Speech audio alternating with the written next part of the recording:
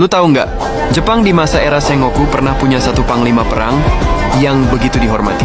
Sampai-sampai musuhnya percaya dia adalah inkarnasi dewa perang. Namanya Uesugi Kenshin.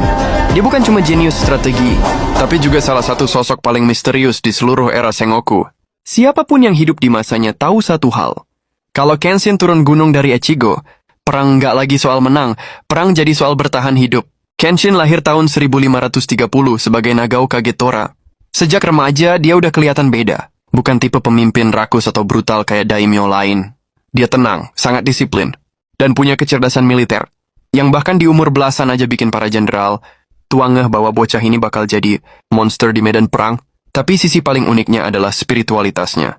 Kenshin hidup dengan prinsip seperti biksu, sederhana, teratur, dan sangat taat pada dewa perang Bishamonten. Karena itu, orang-orang mulai percaya kalau dia bukan sekadar pemuja, tapi manifestasi sang dewa perang sendiri. Fakta menariknya, Kenshin beda dari banyak panglima masa itu. Nobunaga kejam, Hideyoshi manipulatif, Ieyasu licik. Tapi Kenshin, dia punya moral tinggi yang hampir nggak masuk akal buat era Sengoku. Dia nggak suka perang yang nggak etis, nggak suka menyerang tanpa alasan, dan bahkan pernah ngelakuin hal yang bikin seluruh Jepang terdiam. Saat musuh terbesarnya, Takeda Shingen, si harimau Kai, diblokade dan kehabisan garam, Kenshin malah ngirim garam ke dia sambil bilang, "Aku ingin mengalahkanmu dengan pedang, bukan kelaparan." Itu bukan cuma gestur sportivitas, itu deklarasi kehormatan. Dari sini lahir rivalitas paling ikonik dalam sejarah Jepang, Kenshin versus Shingen. Dan pertempuran paling gila mereka adalah di Kawanakajima, khususnya pertempuran keempat tahun 1561.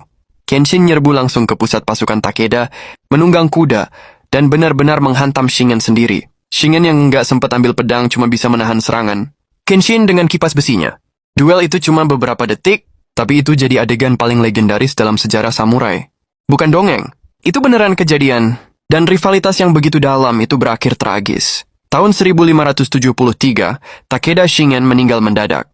Reaksi Kenshin? Dia sedih. Beneran sedih. Dia bilang dunia kehilangan satu-satunya lawan yang layak. Ini jarang banget, samurai biasanya bersorak kalau musuh mati. Tapi buat Kenshin, Shingen bukan musuh. Shingen adalah cermin dirinya sendiri. Tapi di balik aura dewa perangnya, Kenshin punya satu misteri besar yang sampai sekarang bikin sejarawan bingung. Ada sejumlah catatan yang nyebut dia sering mengalami sakit perut bulanan. Dia punya tubuh lebih kecil dari rata-rata samurai, hidup sangat tertutup, nggak pernah menikah, nggak punya selir, dan nggak punya keturunan. Karena itu muncul teori yang makin lama makin kuat. Uesugi Kenshin kemungkinan besar perempuan. Sampai sekarang nggak ada konfirmasi final, tapi bukti-bukti kecilnya banyak. Dan itu justru bikin legenda Kenshin makin